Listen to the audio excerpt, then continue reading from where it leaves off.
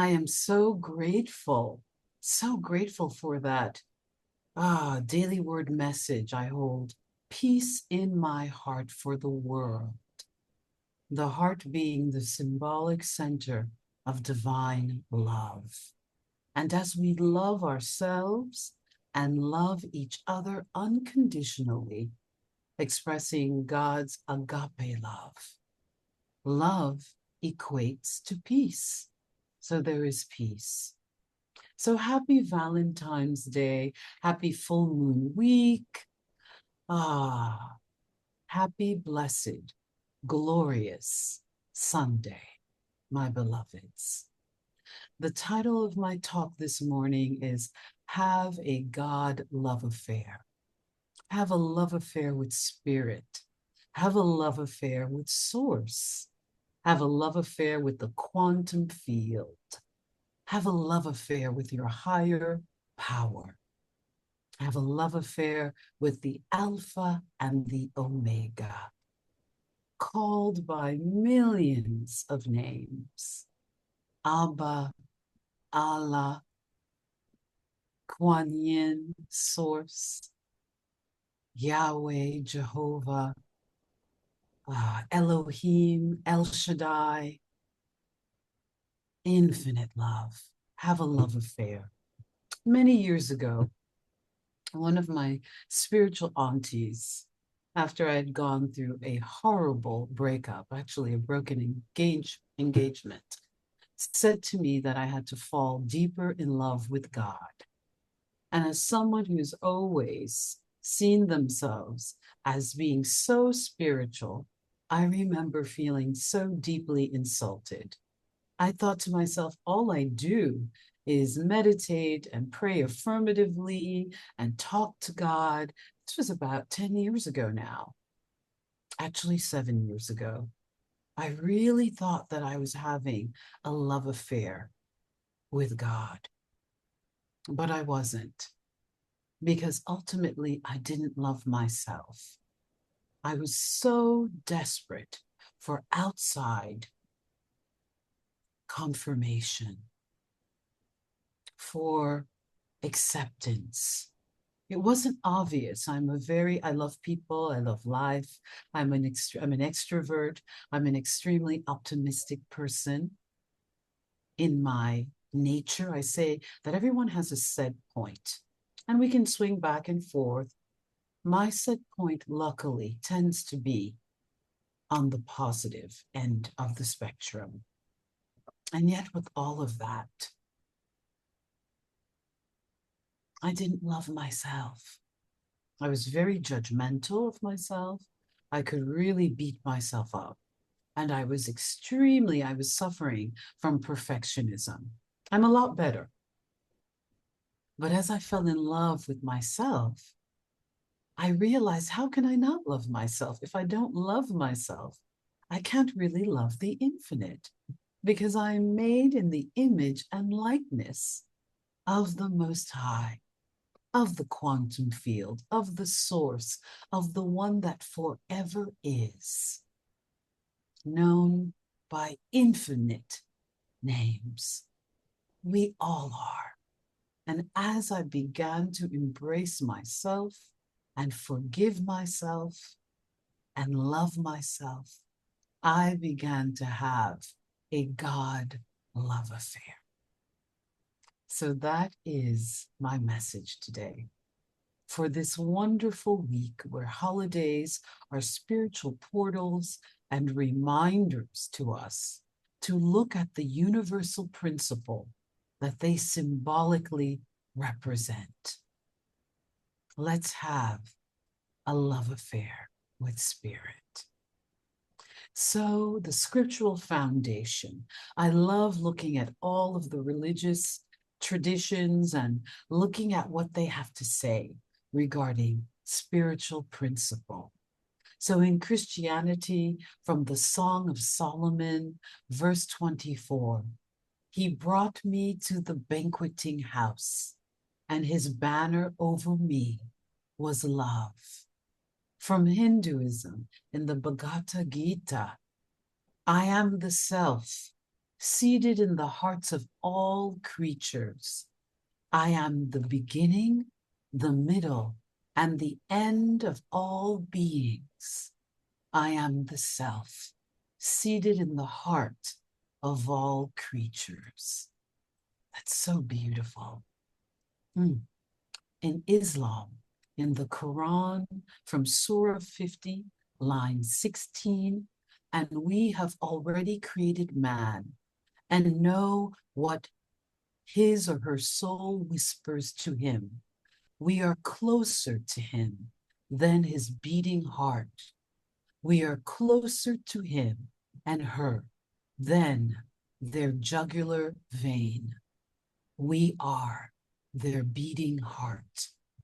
It's always so interesting that in Genesis and in Islam, God is described as we, the Elohim, the we that created man and woman. So interesting. The Tao tells us the spirit of the valley never dies. It is the mysterious female, the divine mother. The door of the mysterious divine mother is the heart of heaven and her earth. The divine mother is the heart of heaven and earth. In Judaism, in Hosea chapter 2, verse 19 through 20 in the Torah, I will betroth thee to me forever. I will betroth thee in righteousness and justice, in love and compassion.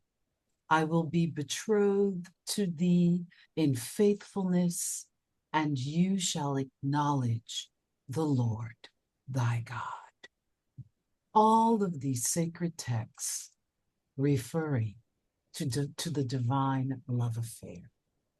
Divine love as the supreme lover. The infinite is known by many names. El Shaddai, the all-efficient one. Allah, the most loving. Brahman, the absolute reality. In the Tao, the way. Source, Great Spirit, Shekinah, divine presence, Christ consciousness, the beloved, the divine mother, father. This divine love is not a distant deity, but the very love that beats your heart and breathes you into existence. This love is passionate, the Song of Solomon. This love is faithful, Hosea. This love is intimate, the Quran. This love is ever present, the Bhagavad Gita. To have a God-love affair means to experience the divine as your infinite love, the one who adores you, pursues you, and desires to commune with you always. The deeper we open to this love, the more we realize that this is the relationship that defines all others. My beloveds, you know I've mentioned before, I love watching NDEs, near-death experiences. They are all over the internet and YouTube, and I like watching the ones that are confirmed by physicians, and there's medical proof that the person was actually dead for 5, 10, 30, 40 minutes. And I like watching the ones where you actually see the person, you can sense the authenticity. But the resounding message when people go to this other place and go through a tunnel, sometimes it's filled with light, sometimes it's a tunnel of dark black velvet that is comforting and loving. there was this one woman who mentioned, she's a comedian and she has like 5 PhDs, brilliant woman. She said to God, "Oh my God, you're better than any sex I ever had. You're better than a million mothers and best friends and husbands." And God laughed. And then she said to herself, "God is laughing at my joke." And she heard this thunderous laughing through the universe. And she said, "No wonder people don't come back. This is like the best sex you ever had, the greatest lovers, the best 10 million friends, 2 million mothers. That is the love of God." And when she was interviewed, all these NDE-ers who come back become depressed when they come back, don't want to talk about it, don't want to be here. They get over that. And then they start living very purpose-filled lives. But they describe a love unlike any love that exists on this plane. An infinite love that's like the greatest mother that ever existed, cradling you as a divine being to its bosom. And they all say that's why no one comes back, because who would want to be in a place like Earth School? But we bless Earth School. But there is an infinite love that is ever available to you and I at any moment. It can heal our bodies. It can heal your bank account. It can heal your mind of anxiety and depression and bipolar and all of the issues of this world. This divine love is the greatest of all loves.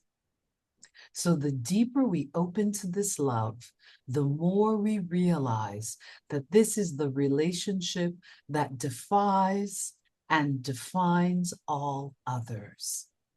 So St. Valentine's Day is often associated with romantic love, and there's nothing like a wonderful romantic love relationship. And its higher spiritual meaning is the inner marriage, the union of the divine feminine and the divine masculine that abide within us, leading to the mystical communion with the supreme beloved. The divine feminine, Shekinah, Sophia, Lakshmi, Kuan Yin, Mother Mary, represents the receptive intuition, the subconscious mind, and unconditional love. The divine masculine, called by Christ, Shiva, Abba, Yahweh, represents action, wisdom, and divine strength.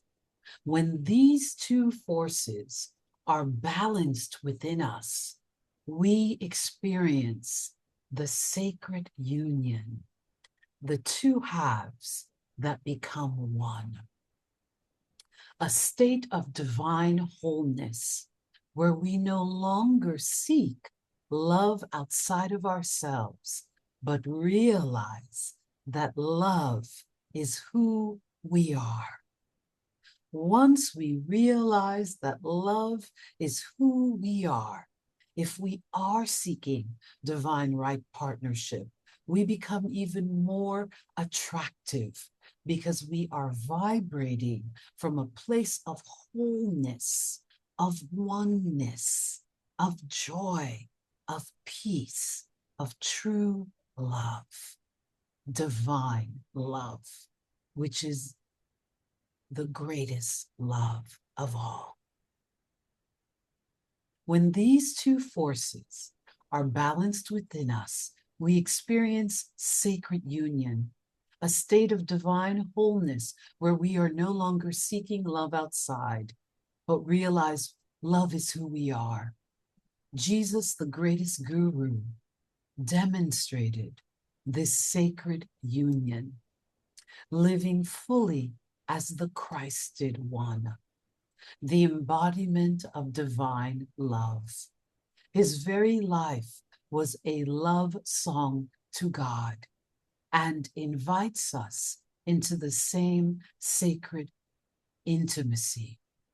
I always like to remind us, my beloveds, that as New Thought truth students, we interpret the sacred text, the Bible, and all sacred texts as the journey of the soul, our divine awakening.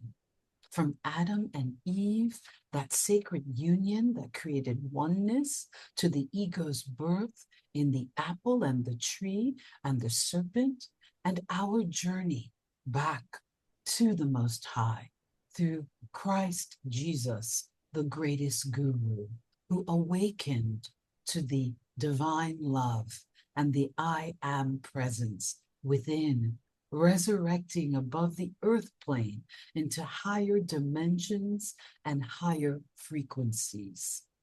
This is our journey. So we don't argue about whether Jesus was real or not. We know that through his guidance on the astral plane, we can achieve divine, the union, the sacred divine love story and union with infinite intelligence, with the source of all life, God, the infinite mother creator. This is our soul's journey. This is our practice. And this is what we are here to learn, to open up to the love song of God. So Jesus's life was a love song to God, and we are invited to the same sacred intimacy. So what is the life application? Cultivating the ultimate love affair. A relationship with the divine requires three key components. Thoughts. What you dwell upon grows. The more you think about God as love, the more you attract divine love into your experience. Meditate daily on sacred affirmations of divine love. 2, emotions. Love is the highest vibration. We can cultivate gratitude, joy, and reverence for the divine. We align ourselves with miracles. The love of the divine brings forth miracles in our lives. They may not manifest as material manifestations, but you will have a well-being, my beloveds. Through a cancer diagnosis, I have had the joy that the world cannot give me and the joy that the world cannot take away, because I've been having a love fest with the divine.